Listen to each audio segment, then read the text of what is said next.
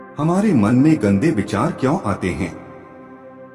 हम नहीं चाहते पर फिर भी हमारे मन में गंदे विचार आते हैं।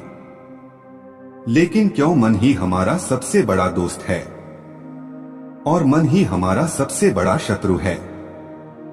जब हम अपने मन के हिसाब से चलते हैं तो मन हमें भटका देता है, और जब हम मन को संतुलित कर लेते हैं तो हम अपनी जिंदगी में सब कुछ कर पाते हैं।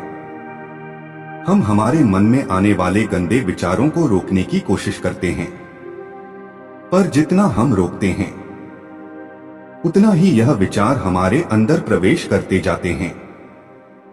आप जिस चीज से जितना दूर भागेंगे वो चीज आपको उतना ही पास ले आती है। इसलिए उस चीज से भागो मत, उस पर नियंत्रण करो। इन्हीं सब गंदे विचार को दूर करने के लिए गौतम बुद्ध का एक लोकप्रिय कथा है जो आपके विचार बदलने में मदद करेगी। इसे आप ध्यान से सुने। एक बार की बात है, एक लड़का गौतम बुद्ध के पास आया और गौतम बुद्ध से बोला कि हे बुद्ध, मेरे मन में इतने गंदे विचार क्यों आते हैं? मैं नहीं चाहता कि मेरे मन में गंदे विचार आएं, पर मेरे मन में हमेशा कामवासना के विचार चलते रहते हैं और मैं इनके बारे में सोच सोच कर बहुत परेशान रहता हूँ। मेरी ऊर्जा और समय यह सब सोचने में ही नष्ट हो जाता है, और इन सब के विचारों की वजह से मैं कभी भी शांत नहीं रह पाता हूँ और मैं हमेशा ही स्त्रियों को देखकर मोहित हो जाता हूँ।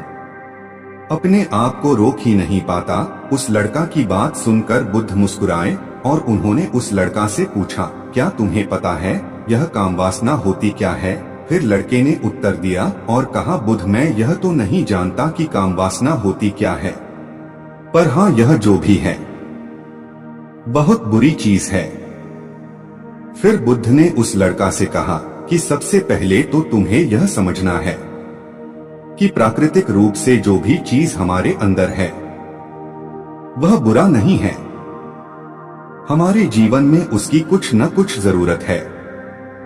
कामवासना कोई बुरी बात नहीं है, यह तो हमारे मन की एक भावना है जो हमें किसी न किसी चीज की कमी का एहसास करवाती है, और फिर हम उस चीज को पाने के लिए उस चीज की तरफ आकर्षित हो जाते हैं।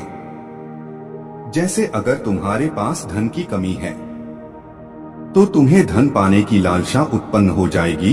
तो कामवासना कुछ और नहीं, बस एक प्रकार की कमी है जो कि एक प्रकार की जरूरत का एहसास है, और जब यह जरूरत शारीरिक हो तो हम इसे कामवासना का कह देते हैं।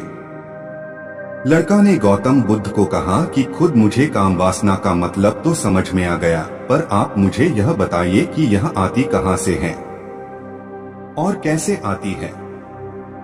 तो गौतम बुद्ध ने कहा कि कामवासना कहीं से आती नहीं है, यह तो हमारे अंदर ही होती है, और इसका होना तो जरूरी भी है, तभी तो मानव जाति का विस्तार होगा। लड़का ने कहा, जब यह हमारे अंदर ही है और जरूरी भी है तो फिर लोग इसे गलत क्यों बोलते हैं? उसने कहा कि यही तो समस्या है, लोगों ने कामवासना को गलत तरीके से सोच लिया है, इसे छिपाने की या दबाने की कोशिश करते हैं। कामवासना गलत नहीं है, बल्कि कामवासना का गलत तरीके से प्रयोग करना गलत है। लोग जिससे प्रेम करते हैं बस उसी के लिए जीने लग जाते हैं, उसे पाना ही अपना लक्ष्य बना लेते हैं और उसी के बारे में हमेशा सोचते रहते हैं, पर यह सब गलत है। बुद्ध ने लड़का से कहा, क्या तुम्हें पता है जानवरों में भी कामवासना होती है? युवक ने उत्तर दिया, हाँ बुद्ध, जानवरों में भी कामवासना होती है, क्योंकि जानवर भी तो आखिर अपनी पीढ़ी को आगे बढ़ाएंगे। बुद्ध ने कहा, तो फिर हम जानवरों की कामवासना को गलत क्यों नहीं कहते? युवक ने कहा, मुझे नहीं पता, आप ही मुझे बताइए। बुद्ध ने कहा कि जानवर अपनी कामवासना का प्रयोग आनंद प्राप्ति के लिए नहीं करते हैं, वह तो सिर्फ संतान उत्पन्न करने के लिए कामवासना का उपयोग करते हैं। जानवरों को प्रकृति ने इतनी समझ नहीं दी कि वह काम वासना को अपने सुख का आधार बना सके, जबकि मनुष्य अपनी समझ के बलबूते पर प्रकृति से पाई जाने वाली प्रत्येक वस्तु को अपने शौक के लिए प्रयोग करता है। हम इंसानों ने ही काम वासना को अपने सुख का साधन बना लिया है, जबकि प्रकृति ने तो हमें अपने वंश को आगे बढ़ाने के लिए दिया है, लेकिन इंसानों ने इसे अपने जीवन का परम लक्ष्य बना रखा है। और इस तरह से काम वासना बेलगाम हो जाने गलत है। इस कहानी से सीखने योग यह है कि काम वासना कोई गलत चीज नहीं है, बल्कि इसे अपना सुख मानना और अपना लक्ष्य मानना गलत है, क्योंकि जब इसे प्राकृतिक ने इसे दिया है तो समय आने पर प्राकृतिक इसे पूरा जरूर करेगा। इसीलिए इन सब चीजों के बारे में ज्यादा सोचे नहीं और हमेशा सकारात्मक सोच रखे और अपने लक्ष्य को पाने के लिए आगे बढ़ते रहे। इसी के साथ मैं आपसे फिर मिलता हूँ एक नई सकारात्मक सोच के साथ। तब तक के लिए हमारे इस चैनल को सब्सक्राइब जरूर कर ले।